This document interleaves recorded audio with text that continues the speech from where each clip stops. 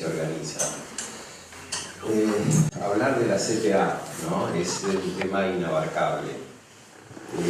Yo voy a tener dos ventajas o dos prejuicios para hablar de la CTA, sobre todo para enmarcarla dentro del movimiento obrero argentino, porque no nací en Argentina y porque no soy fundador de la CTA. Así que también lo voy a hacer con bastante independencia, como decían los compañeros, o con bastante imparcialidad. ¿Dónde naciste, Daniel? Yo nací en Colonia, Uruguay. Así es, y me vine en épocas de la dictadura. A ver, en primer lugar, creo que lo que tenemos que decir es que la CTA es parte de la historia del movimiento obrero argentino, que ha sido un ejemplo para muchos, no solo en la región, sino en el mundo. Esto es lo primero que hay que ratificar del movimiento obrero argentino, y la CTA es parte de la mejor historia del movimiento obrero argentino, porque viene en una etapa muy especial, económica y socialmente, en nuestro país, y por eso nace.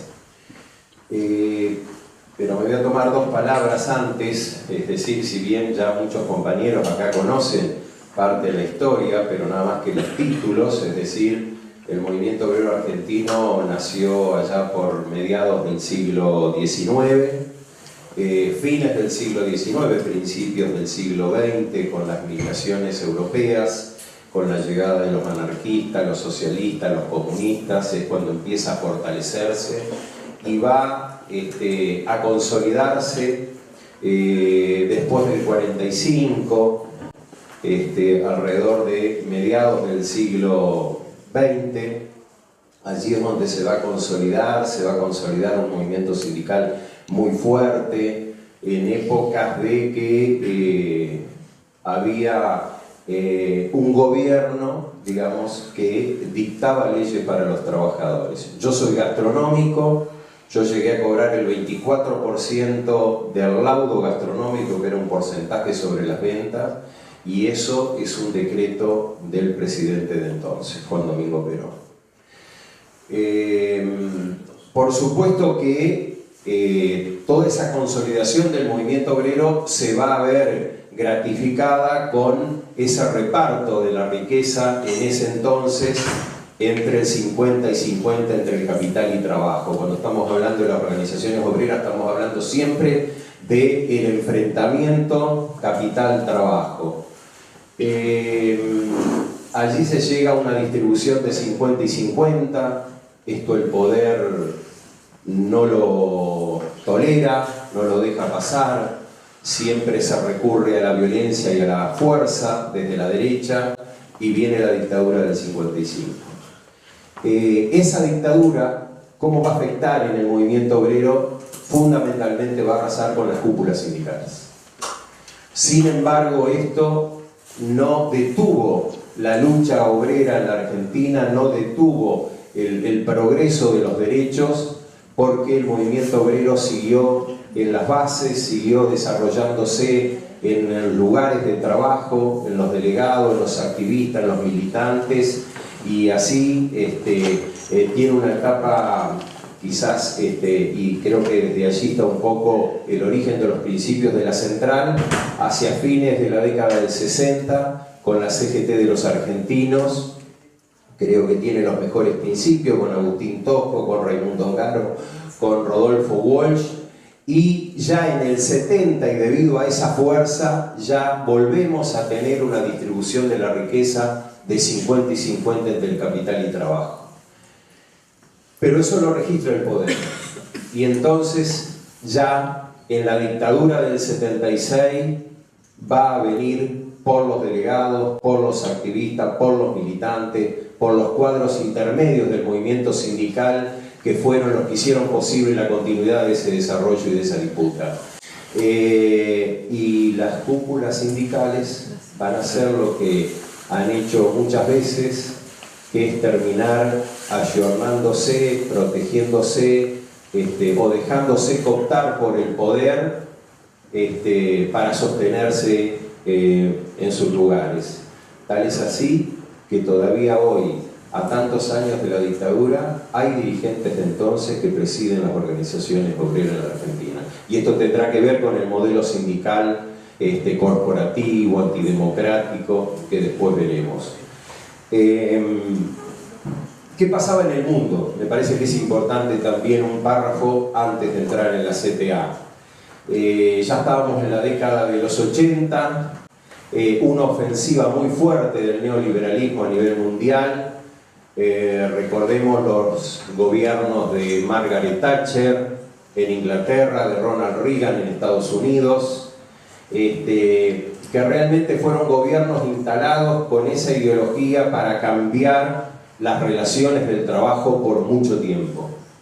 Por eso tomaron ellos en esa ofensiva lo mejor del movimiento obrero para quebrarlo y así condicionar a todo el movimiento obrero en el mundo, quizás.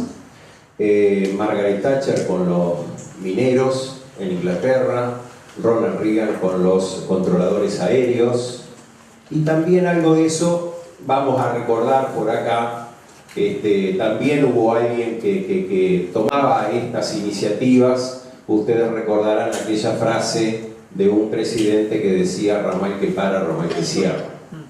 Digo, todo tiene una misma lógica. ¿Y qué estamos hablando? Estamos hablando del neoliberalismo. Estamos hablando de porque toda esa ofensiva económica tuvo dos sustentos, que uno fue el consenso de Washington, donde va a desregular los mercados de trabajo, va a desregular la economía, va a privatizar las empresas del Estado, pero fundamentalmente se asienta en una doctrina creada por un austríaco, von Hayek, que es bueno tenerlo siempre presente, y voy a hacer referencia porque va a tener que ver con la etapa actual. Es decir, esa doctrina era la que imponía la negación de la libertad sindical. Era la que imponía la negación de la negociación colectiva. Imponía la negación del derecho de huelga. Fíjense, estoy hablando de tres derechos fundamentales del trabajo sin el cual no puede haber otros derechos. La libertad sindical como la autodefensa de los trabajadores, la negociación colectiva como el contenido y el derecho de huelga como la garantía. Fíjense en que estos tres derechos son los que están en juego hoy en Argentina también. Y esta doctrina, que es de la que se va a nutrir los 90 cuando van a hacer la CTA, y por eso esto le da más relevancia al nacimiento, no es una mera doctrina académica. No, tiene una acción directa, dirigida en la acción, y que tenía que ver con la eliminación de los tribunales del trabajo. Von Hayek fue asesor no solo de Margaret Thatcher, no solo de Ronald Reagan, no solo creador de la Escuela de Chicago, sino también fue asesor de Pinochet en Chile. La conciliación obligatoria, donde hace que uno, por más que tenga los derechos que marca la ley, cuando es despedido y producto de la necesidad, va a una conciliación obligatoria donde le pagan cualquier cosa y uno lo tiene que aceptar con tal de sobrevivir. Y decía von Hayek, y si no da con eso, hay que presionar a los jueces. Y fíjense, la servilleta de Corach, a los que recuerdan la década de los 90, el vicepresidente de la Nación del gobierno anterior, Boudou, directamente echando al jefe de los fiscales del Estado, o qué decir en estos tiempos, donde desde las palabras del presidente atacando a los jueces hasta el propio ministro de Trabajo, queriendo llevar a juicio político a los jueces de la Cámara del Trabajo que dieron por válida la paritaria del gremio bancario. Digo, porque se va a parecer mucho esa etapa a la actual. Ese era el contexto, y se caía el muro de Berlín. Y se caía el muro.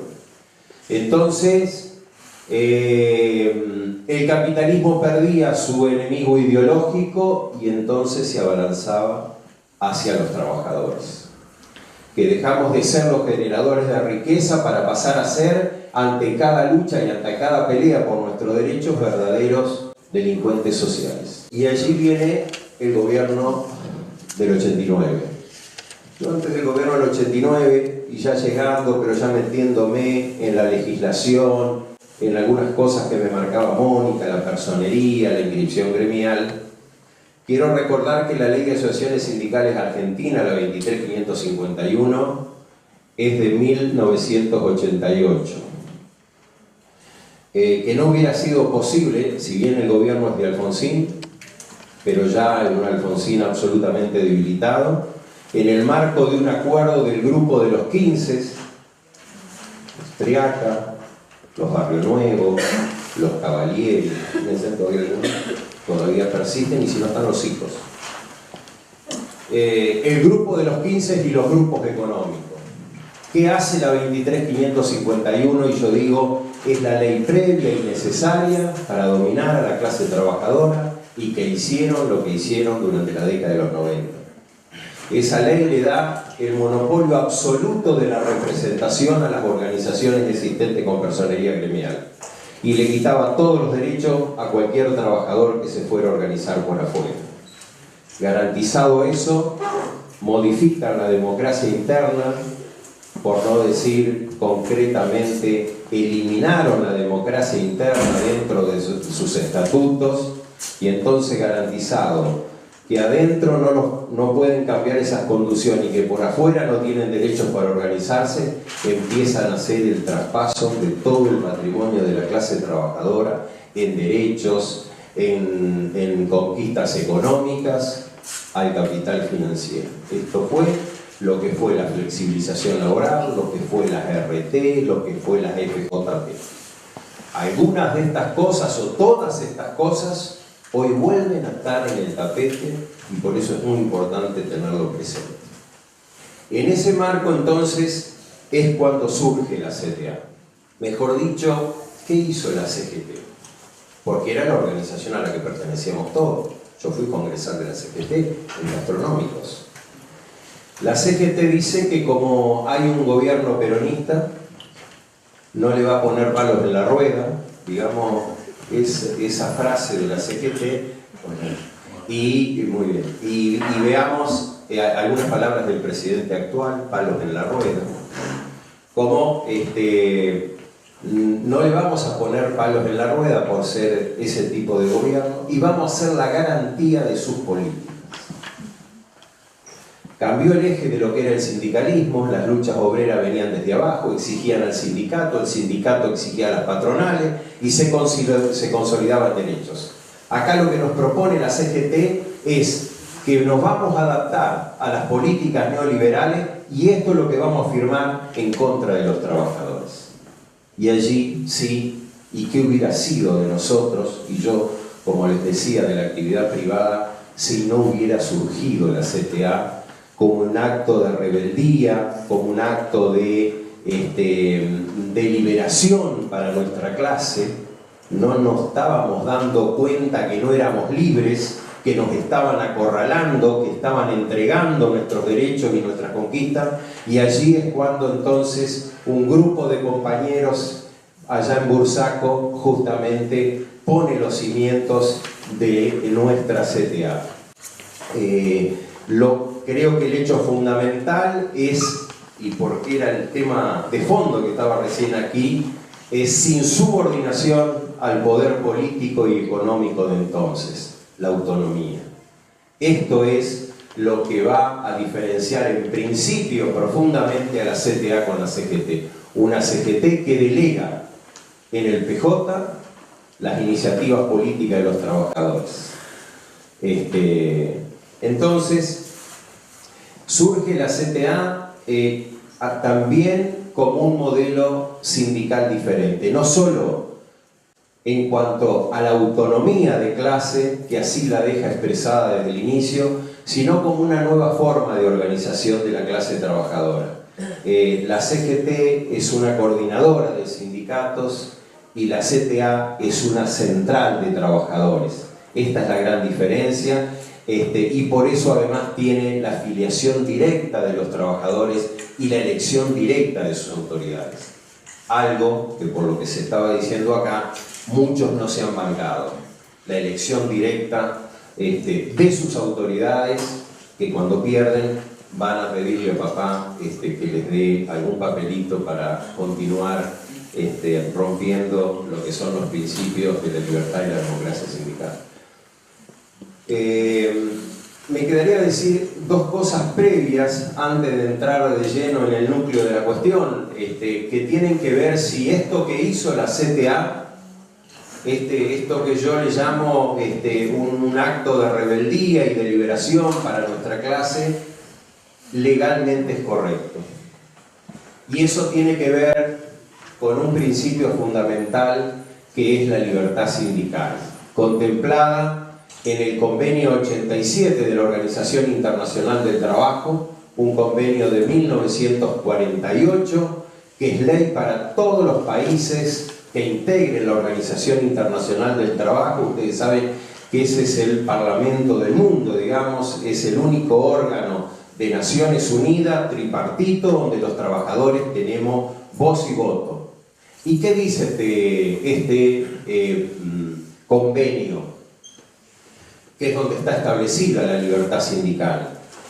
Establece que los trabajadores y los empleadores, también lo tienen el derecho de constituir la organización que estimen conveniente para su defensa. Y dice dos cosas fundamentales.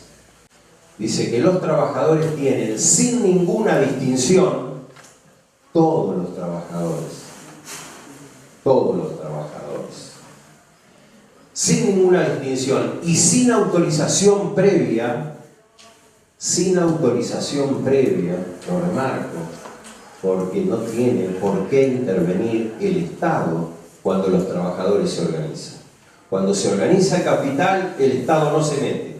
Cuando se organizan los trabajadores, el Estado restringe, el Estado te reprime. Una de las grandes, América Latina es el continente más desigual del planeta y los que estudiamos estas cosas sabemos perfectamente porque tiene que ver con las restricciones a la libertad sindical que existen en los países de América Latina.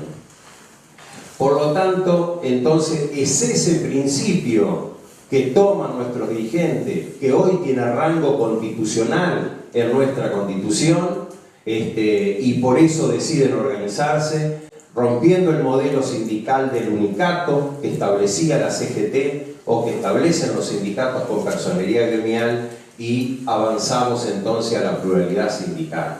El trabajador a partir de allí puede elegir en qué central o en qué sindicato está. Siguiendo este ejemplo de la CTA, es que a partir de allí, para los que estábamos en el sector privado, como yo les decía, y acorralado dentro de las organizaciones sindicales, nos tocó ir a una elección contra Luis Barrenuevo, el secretario general de Gastronómico. Le ganamos la elección, no pudimos asumir, no entregaron el sindicato, tuvimos que ir al ministerio, épocas de Menem, eran dueños del Ministerio de Trabajo, tuvimos que ir a la justicia, y cuando la justicia nos dio la razón, dijo que la cuestión se había vuelto abstracta porque había terminado el periodo en disputa. ¿Qué quiero decir con esto? Que yendo por adentro del sistema no se puede. Por eso, los que vimos el nacimiento de la CTA vimos como una luz de esperanza en el camino donde todos empezábamos a poder liberarnos de alguna manera. Dije que todos los trabajadores, sin ninguna distinción, y discúlpenme que me desordene un poco, pero tiene que ver que la CTA nació fundamentalmente, y todo su poder estuvo en las organizaciones del sector público, como la Asociación Trabajadores del Estado, que tuvo su primer secretario general con Víctor de Genaro, la Confederación de Trabajadores de la Educación, CETERA, la Federación Judicial Argentina, los docentes universitarios. También hubo organizaciones del sector privado, como Luz y Fuerza, como el Neumático, como la UON de Villa Constitución.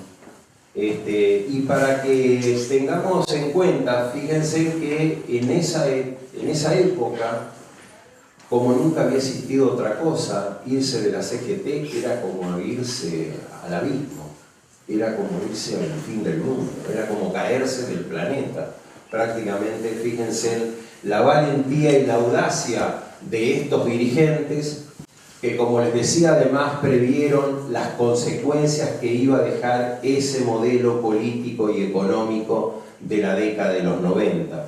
Nosotros veníamos de un estado de bienestar con pleno empleo, donde acá se hacía la tuerca, hacíamos el tornillo, hacíamos el auto y compramos los propios trabajadores.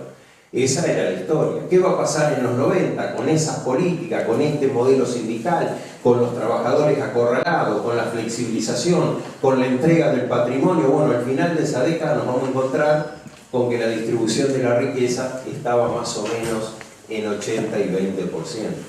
Fíjense para qué son las dictaduras, para qué son estas políticas, contra quién van.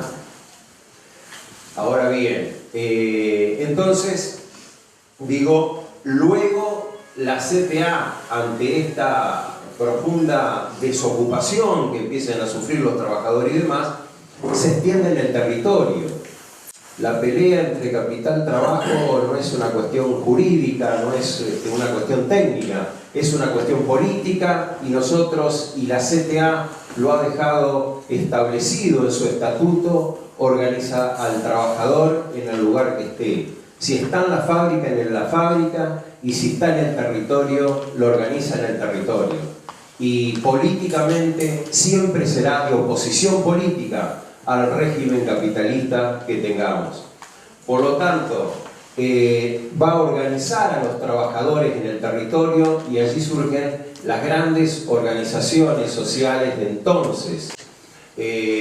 La Federación de Tierra, Vivienda y Hábitat, el Movimiento Territorial de Liberación, el Movimiento de Ocupantes Inquilinos, la Tupac Amaru,